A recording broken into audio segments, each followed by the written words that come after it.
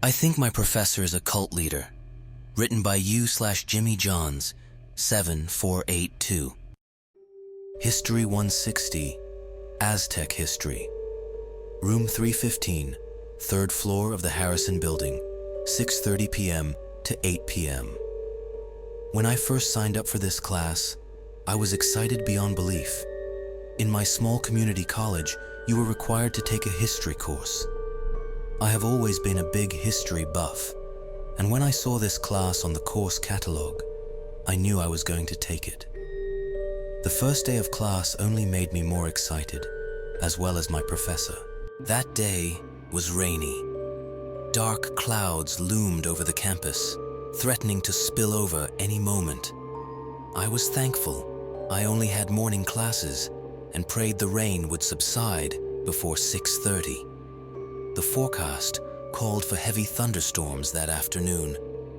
Walking from my dorm to the Harrison Building, I climbed up 3 flights of stairs to the top floor.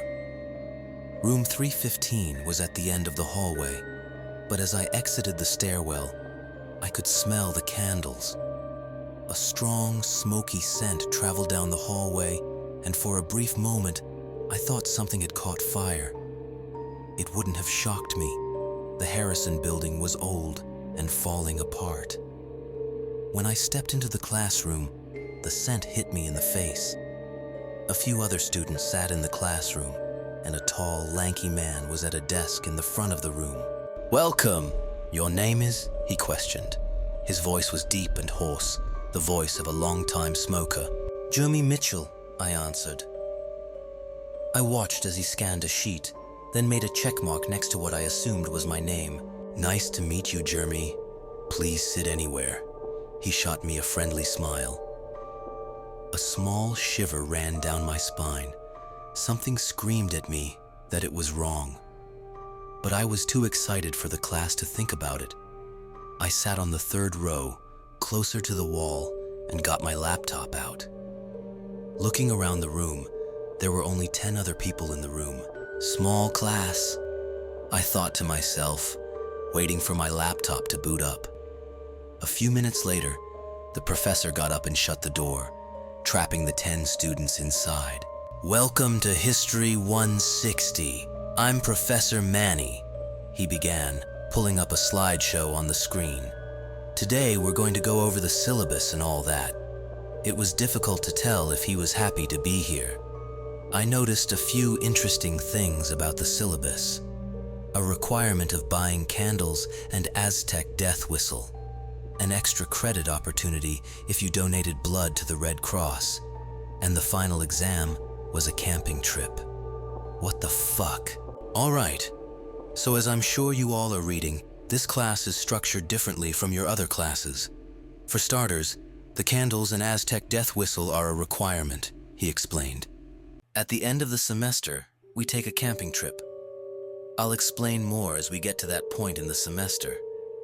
But it's all funded by the university, so you won't need to buy anything. I breathed a sigh of relief. As strange as it was, at least I wouldn't have to buy a ton of camping gear. The donating blood was odd, and he never explained it. Now and then, I would donate plasma for money, so it was similar. Donate blood for some extra credit.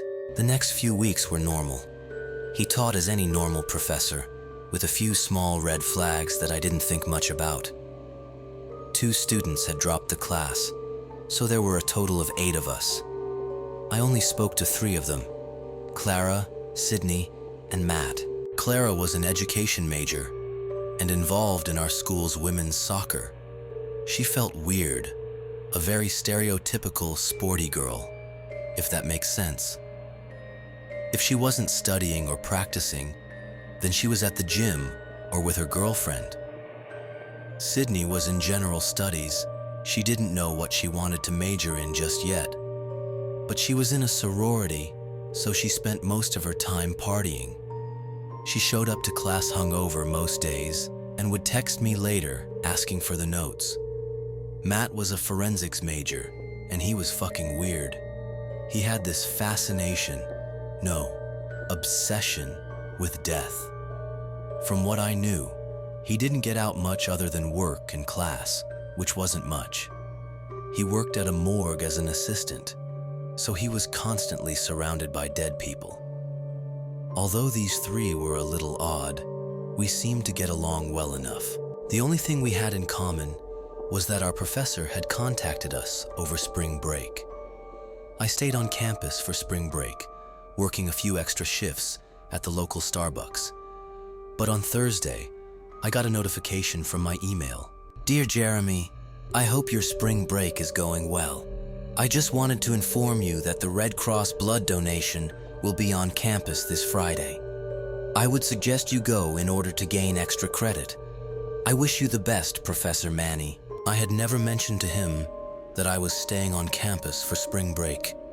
Did he see me around or at work? I brushed it off as that, figuring I was thinking too much into it. But when I returned back to class, Sydney had asked me if I had gotten the email.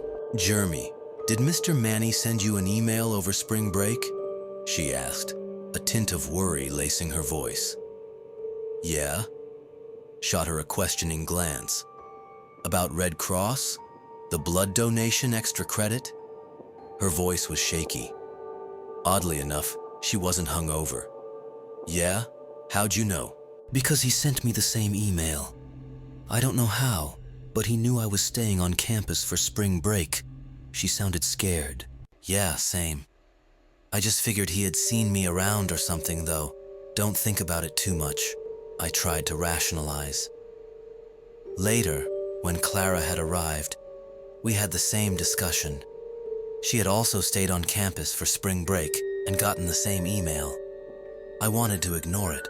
I wanted to believe that Professor Manny had just seen us around campus, but something about it rubbed me the wrong way. I stopped trying to rationalize when I heard that Matt had not only gotten the same email, but had also disappeared. Clara had spoken to Matt over spring break, informing me and Sydney that he had also gotten the strange email. But then he went radio silent. He stopped showing up to class and stopped responding to texts. 2 days later, we finally heard that he just vanished. I tried not to think about it. I tried to rationalize that it was just a coincidence. Deep down, I knew it wasn't, but I guess I wanted to believe that it was. Ever since then, the class has become increasingly strange. We've started talking about Aztec mythology, and that's when everything started going downhill. Professor Manny had started this unit normally, giving an overview of gods and mentioning a few stories that we would need to know. Then, we started talking about Mictlantecuhtli. For those that don't know, Mictlantecuhtli is like the Hades of Aztec mythology. He rules over the underworld and is the god of death. I didn't miss the way that when my professor first mentioned him, his eyes glossed over. I didn't miss how he seemed to ramble about this god for longer than the others. It was odd that the next time we had class, the entire lecture was about Mictlantecuhtli. The way Manny spoke about Mictlantecuhtli was the same way that Matt spoke about death, filled with infatuation and obsession. Ever since, the class has taken a dramatic shift. Anytime Manny gets the opportunity to mention this god of death, he does. I'm trying to do some more research on this god, trying to learn just why my professor likes him so much. I'm also trying to stay updated on Matt, trying to figure out what happened. More and more red flags keep popping up in the class, but none of the other students seem to notice what's going on. Either they aren't bothered or don't show it. It's kind of creepy, but I try not to think much about it. I have bigger things to worry about. The camping trip is right around the corner, and I can't help but feel nervous. It feels like a massive thunderstorm, threatening to create widespread havoc on the town it hits. I have a pit in my stomach. Something is so wrong. I've never believed in sixth sense bullshit, but what I do believe is that something is about to eat me alive. This is the end of the story. Thank you for listening. The story will be linked in the description, and don't forget to subscribe for more stories.